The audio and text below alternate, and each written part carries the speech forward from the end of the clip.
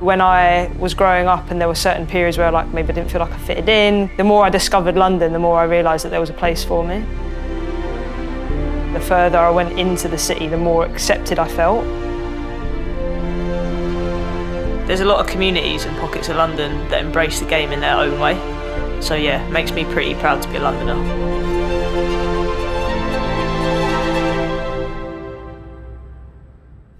I'm Lucy Monkman, I'm from South London and I play for Dulwich Hamlet FC. So before Dulwich Hamlet Women, we were a team called AFC Phoenix. Very, very much a grassroots football club. Won a couple of leagues, won a couple of cups. And we were kind of like, you know what, we feel like this team and this club should have better backing than it does. Parallel to this, Dulwich had just won their stadium back. And so we approached them and we were like, are you guys looking for a women's team? And just by chance, they were. And they were like, it's a real shame that we don't have a women's team. The club is over 120 years old, we really should. It's a complete change. And we were used to playing on Clapham Common in front of a couple of dogs and maybe someone's partner. I've been in goal a couple of times. We used to have mismatched kit. And we just really just scraped by. So here now, it's seeing the evolution of the club is just absolutely insane. My name is Katie Hui. I'm originally from Canada, but live in Hackney, and I am a football coach. I set up Hackney Laces because so many girls that lived on the estate behind my house in Hackney would come up to me and say, hey, do you know anywhere I could play? My club didn't have a girls set up. So after this happened more and more and more, I thought, okay, I'll set up a club. We set up on a patch in Hackney, and then 2 girls turned into 6, and then 6 turned into 20.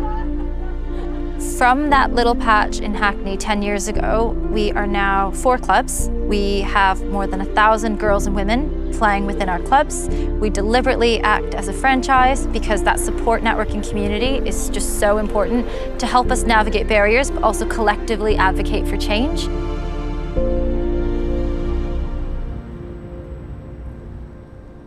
I'm JJ and I'm from Northwest London. I'm a football referee and a football coach. Well, I'm a referee, do you mind? When I first started refereeing, it was something that I kind of fell into by accident, and slowly I started to understand it, started to like it, and next thing you know, I wanted to be a professional referee. I look up to Sian Messi because she has done the unthinkable, she's literally reached the top. She's the only female referee in the Premier League, and she's broken a lot of barriers. She is a trailblazer. I look up to her and I wish one day I reach her levels. My name's Vic Akers and I'm from the borough of Islington. I was at Arsenal for roughly 35 years. When I first came to Arsenal, we developed a ladies' side. We managed to carry on through for a few years that we were pure amateurs. In fact, the girls actually paid to play at that point. There was amazing sort of camaraderie with the women's football. I thought if we could get underway and get a good side together, it would change the game, and I think it did.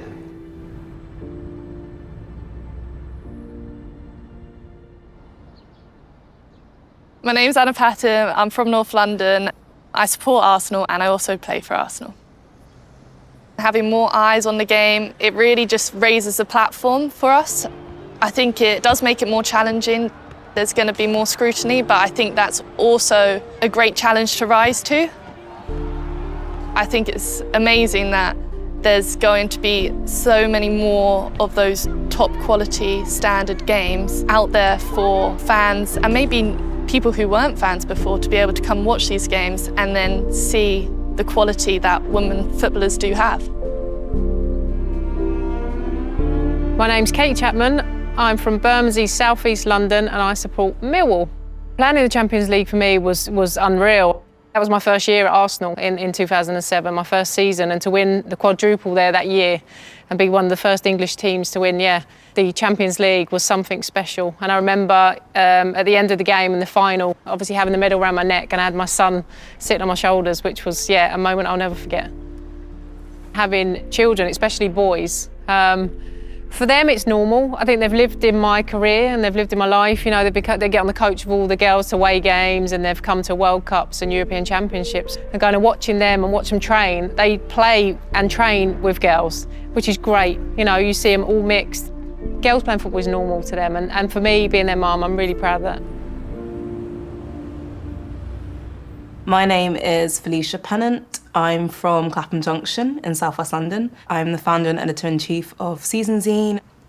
What makes football in London special to me is just the creativity in the scene and the fact that football intersects with so many different parts of culture off the pitch.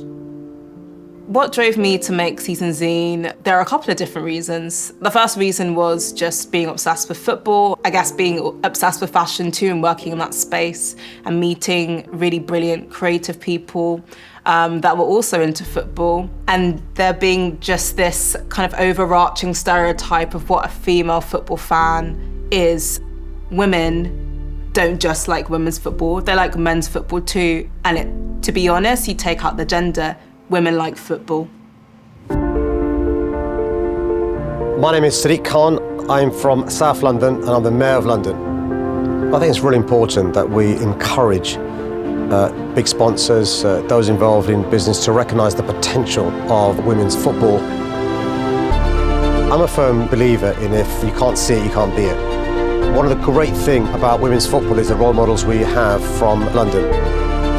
I am really excited about the future of women's football in our city.